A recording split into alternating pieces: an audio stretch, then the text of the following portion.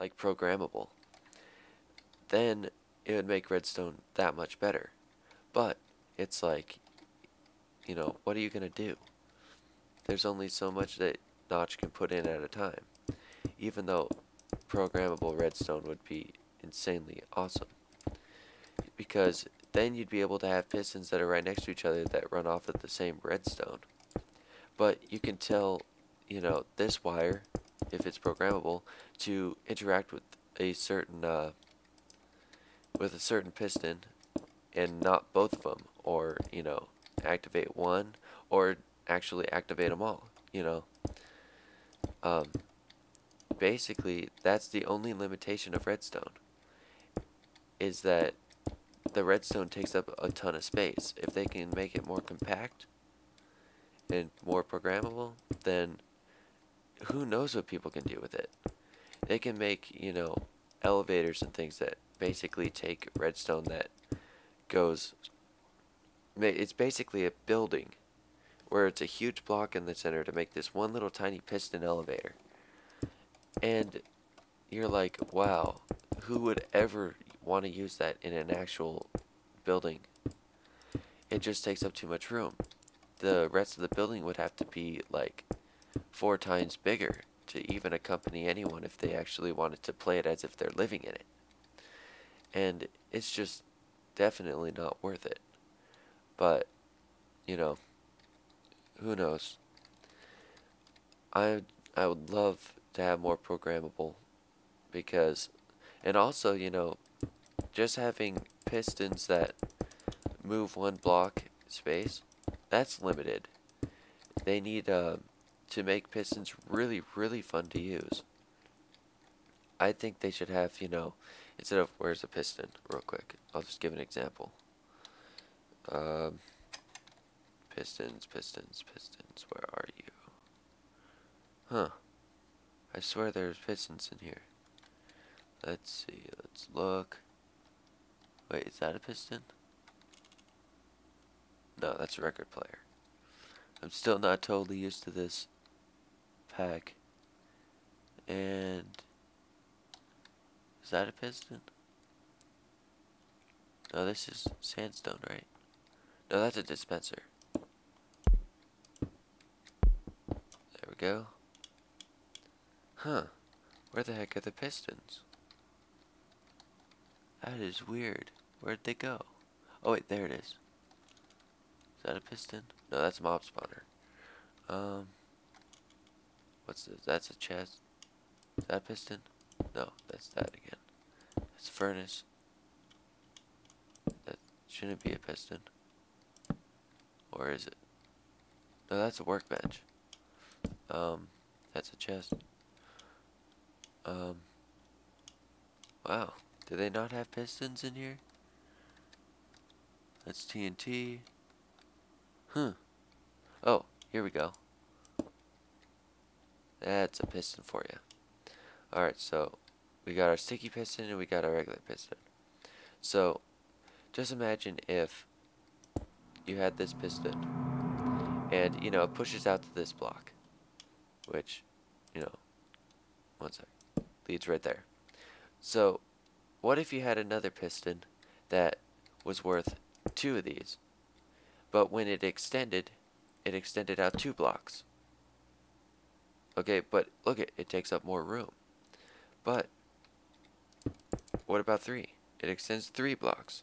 Yeah, it takes up more room, but just imagine if you put these into walls and you hit them, you can make all sorts of different things just by being able to push a block further with one piston than trying to build a contraption that will push this piston out, then push this piston out, pushing everything up to like about here, I think it would be. Yeah. And then when you want to retract it, you have to go pull in the second piston first, because it, like, where's redstone? I need a redstone torch to basically, one sec. I need to do sticky pistons. Okay, so where's redstone torches in here? Let's add redstone torch. Yeah, it's redstone torch. Alright, See, basically, you hit that, it pushes it out. You hit this, it pushes it out, and bam. Okay, that's fully extended now, right? So now this one needs to come back, then this one needs to pull that one back. When this one pulls that one back, this one's no longer stuck to that. So this one needs to be reactivated and then deactivated to bring it back. Okay? So why can't they just make it to where you place one redstone torch and it just extends all the way out to here? Wouldn't that be convenient? I mean, I would totally write a mod for it, but I don't know how to write mods. So, I know someone that can, but I don't think he would. And slash weather. There we go. And then we'll make it sunny again. And there we go. But I also heard that Notch is wondering if he should change the shape of the moon from a round or a square moon to a round moon. I personally think that, you know, it should just stay square. I mean, why not? But I can see where he's going with it. And I really, really love the fact that he continues to create other realms, or whatever you want to call them, other worlds. Because it adds to the game. It'll never take away, because it's like, yeah, he's adding these realms. What if you don't like them? Don't go to them. It's not like it's in the game and it's something you can't avoid. So go right ahead. Create a, you know, a sky zone. Create a moon zone. Just keep creating different zones. It's just really fun. And, you know, you just get creative with it. That's the thing that people don't seem to understand about Notch, is that he's not trying to take away from Minecraft, and it's not taking away from Minecraft, the stuff that he's introducing. But these things are creating alternatives for other people that want to play the game differently. There's nothing wrong with that.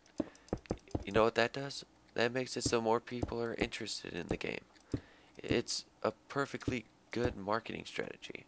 It's like, he was saying that he wanted to introduce dragons. Well, look what happens. Apparently, from what I've heard, there are dragons in the End Realm. But does that matter? Not at all. They're in the End Realm. So, you know, anyone that's hating on Notch for introducing things that they're like, oh, that's so dumb or whatever, don't hate on him. He's only doing what he thinks is going to make the game better. And personally, I think it would. Because, like I said, it adds another perspective to the game. You can do more. The more you can do, the more people you're going to attract. If he kept it and had the same amount of blocks, the same gameplay, and just debugged the game from alpha, you know how many people wouldn't be really interested in this anymore? They'd get bored. So, you know, I would have been bored by now if there weren't updates. I originally was like, you know what, these updates are coming out every week. It was awesome. But he didn't introduce a whole bunch of things. But the first major update, of course you guys know if you've been around Minecraft for any length of time, was the Halloween update of last year. And let's just say it added a whole bunch of different things. And it made the game better. I mean, why wouldn't it be better if you had pumpkins that you could put on your character's head? I mean, it's just hilarious. You go around stalking people with a pumpkin head. Can't get enough of that. When you go and they turn around, they're like, yo, hey. Or you're destroying something, and it's like, oh, you can't track me. Oh, wait, my name's above my character. But, I don't know. I think everything that he's done has made the game better. The Nether, never really went to it because I thought it was kind of boring at first. Now, what he's doing with the Nether, of course, that's perfectly fine. It makes the Nether more, you know, accessible. You go there to get blaze rods. You go there to get, you know, netherrack, glowstone, any of that. And it just adds to it because these blocks you can bring to the, you know, the overworld, as it's called now. And what can you do with it? It's a brand new material. that you can build with. And brand new materials are the best. And once again, it's not something that necessarily has to be in the game. If you don't like netherrack, it's not in the real world. Don't go and get it. So, it's just people continue to hate for no reason. It's like, oh, the game was so much better before.